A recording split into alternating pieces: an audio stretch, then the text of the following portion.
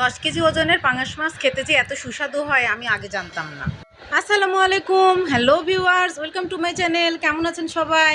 নিশ্চয়ই খুব ভালো আছেন। আপনাদের দোয়া অনুপ্রেরণায় আমিও খুব ভালো আছি। তাই আজকে আবার হাজির হয়ে গেলাম নতুন আরেকটি রেসিপি নিয়ে। আজকের রেসিপি পাঙাশ মাছের ভুনা। এই পাঙাশ মাছের ভুনা রান্না করতেও সময় খুবই কম লাগে, খুব সহজেই ঝটপট রান্না করা যায়। যারা পাঙাশ মাছ খেতে চান না তারা এভাবে রান্না করে খেয়ে দেখুন, স্বাদ ভুলতে পারবেন না। এই পাঙাশ মাছটা অনেক বড় মাছ ছিল। প্রথমে তো আমি কিনতেই দিতে চাইছিলাম না, পরে আমার হাজবেন্ড তার বন্ধুর সঙ্গে দুজন মিলে এই বড় মাছটা কিনেছিল। আমি মনে করেছিলাম খুব গন্ধ লাগবে, কিন্তু একটুও গন্ধ লাগেনি, আর এত টেস্ট লেগেছিল খেতে বলার মতন না। এটা নদীর পাঙাশ মাছ ছিল। তাহলে চলুন দেখে নেই কিভাবে পাঙাশ মাছ রান্না করেছিলাম।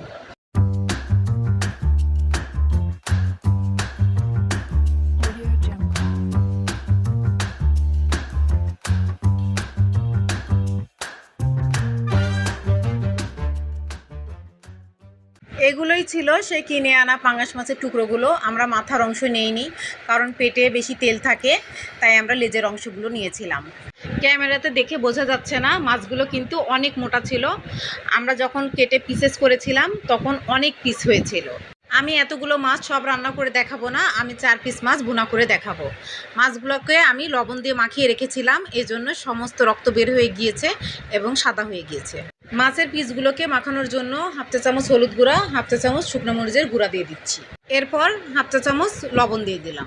এবার মাছগুলোকে ভালোভাবে মাখিয়ে নিব।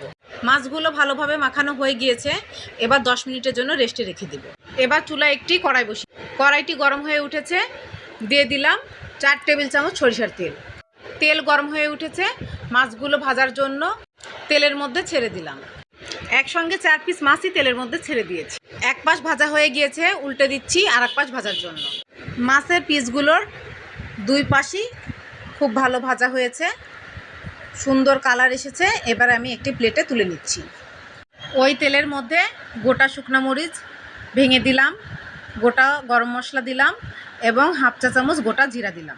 এখানে আমি 2টি বড় সাইজের পেঁয়াজ, 5-6টি রসুনের কোয়া, 1 ইঞ্চি পরিমাণ আদার টুকরো, গোটা জিরা, কয়েকটি কাঁচামরিচ একসঙ্গে ব্লেন্ড করে নিয়েছি।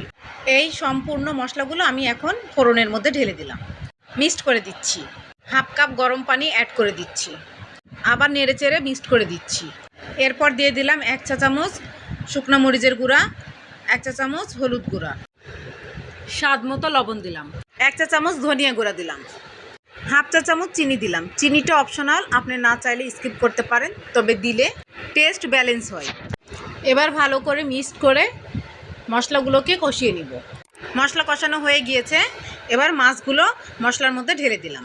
হালকা হাতে নেড়ে পানি ঢেলে দিচ্ছি। এখানে আমি ফুটানো 1 কাপ গরম পানি ইউজ করেছি। ভালোভাবে নেড়ে চেড়ে ঢাকনা দিয়ে ঢেকে দিলাম।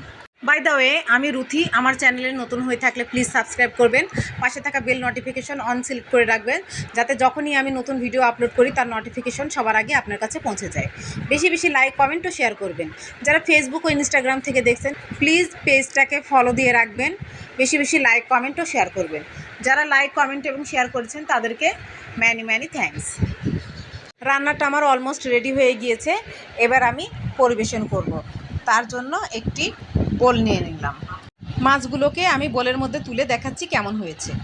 খেতে এতটাই টেস্ট হয়েছিল, মনে হচ্ছিল না যে এটা পাঙাশ মাছ। আপনারা এরকম নদীর পাঙাশ মাছ ট্রাই করতে পারেন, আশা করছি খুব ভালো লাগবে। নিউ ভিডিও দেখার ইনভাইট করে আজকে বিদায় নিচ্ছি। ভালো থাকবেন, ভালো রাখবেন, আমার জন্য দোয়া করবেন। আল্লাহ হাফেজ।